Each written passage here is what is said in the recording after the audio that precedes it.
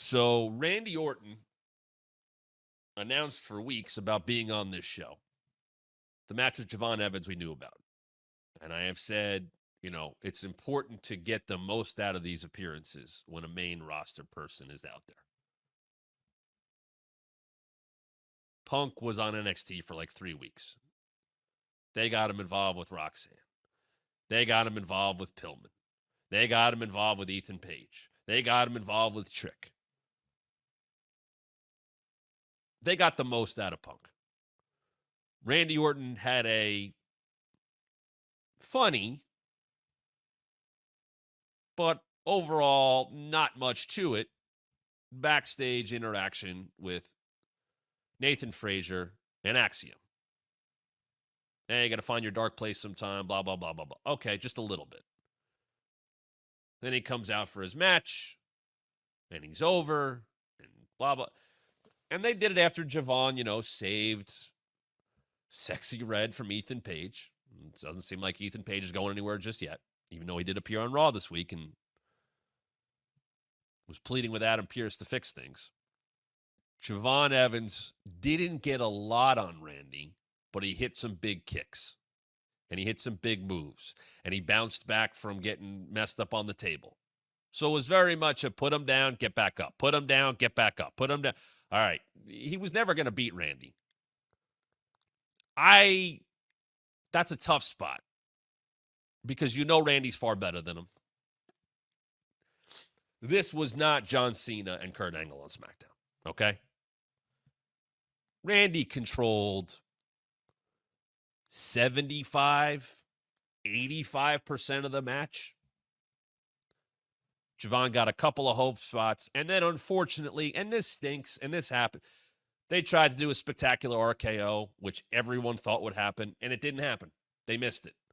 So Randy picked him back up, and I want to give Javon Evans credit for this. Randy picked him back up. They didn't try to do anything crazy. He just picked him up, and, okay, we're going to hit that again because I didn't hit it on you on the way down. I'm hitting you with a clean RKO. And Javon Evans gathered himself and sold the hell out of it. And Randy beat him.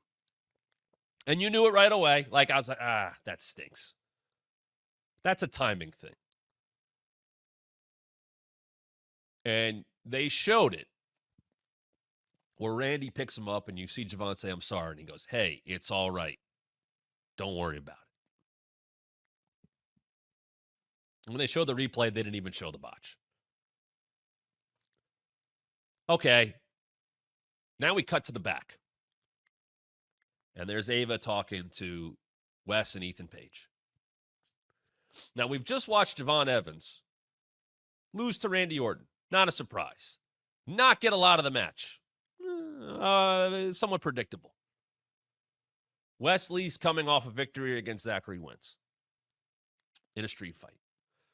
Ethan Page just lost. Certainly has a gripe about Punk, as I mentioned. Former NXT champion. Okay. She goes, okay, you two guys, number one contender match. And based on his performance, Javon Evans is in it too. What? Oh, okay. And the next shot we see is Randy Orton doing the Randy Orton.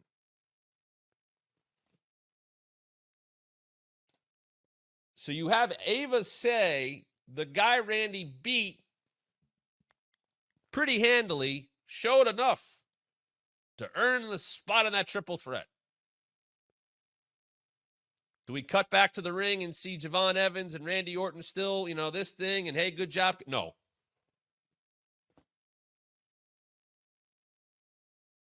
The third man in the number one contender match is nowhere to be seen. Because he lost. And he got dumped on his head with an RKO. This is what we see. We see Randy. So you're telling me that a guy who could be vying for the NXT championship is nowhere to be seen. Look at the effort he just put forth. Cut to Randy Orton posing because he destroyed Javon Evans, basically. NXT on CW goes off the air with Randy Orton posing. And we'll never see him in NXT probably for months and months and months. I have no problem with Randy beating Javon Evans. I have no problem with Randy Orton being on NXT. But not the way to set up a number one contenders match and make Javon credible. He's lost too much already. He's lost to what? Somebody from Gallus. He lost, to Spears and stuff. Like I like him. I think there's a lot there with him. I think he's exactly where he should be right now in terms of developmental and learning, and he certainly needs to get bigger. I mean, I think for credibility's sake, he needs to be a bigger guy. He looked very small with Randy. I know he's not Randy's body type. He is pretty tall, though. And he'll be fine. But if you want to go with him, present him better. Nerdy Dude says, nothing against Javon, but for me personally, he just does too many flips. I know he's a high flyer, but he's just overdoing it in my opinion. But that is just my opinion. Here's what I always say about that. It's what you do in between. How do you get to those big moves? If you can make that work, it makes those big moves and the flips matter more. It's the connective tissue. And that is just experience. That is just knowing how to get people in the right positions or be in the right position and do so more organically as opposed to let me turn around for the hard cam or let me shimmy over. Like, that's just using your footsteps the right way and making the most of them and slowing down. And I know I sound old, go slow down. I love flips. I love watching, Commander and Hologram. I'm going to be excited to watch Hologram and Beast Mortos at Wrestle Dream this weekend. But it's how you build to those big moves and what you put in between. I've seen that from Javon. He didn't get a lot of opportunities. It was a couple of hope spots against Randy. The kicks. A couple of reversals. And I don't have a problem with that and how the match went, but I don't like that being used as the barometer or the reasoning for why he's in the number one contender match. That's what I think I struggle with. I don't think he was presented in the right way. It's one or the other. And they tried to do both.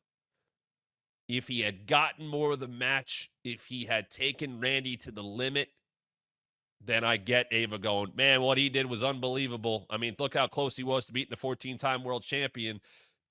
He's in the triple threat. No problem. But he didn't get presented that way. Hey, this is Matt Camp. Thanks for checking out one of our recent clips from the Wrestling Mat. Why is someone so close to The Rock kind of throwing Cody under the bus? Yeah, a lot of people won't engage with Jim Cornette. I did, just because I have a mark for Jim Cornette. Please subscribe right now. Hit the like and turn on notifications so you don't miss a thing. And I think you should listen to your TV partners. Let me tell you about WWE and a little insight. More subscribers means more content. And make sure you follow us on social media at WrestlingMat23 on both Twitter and Instagram.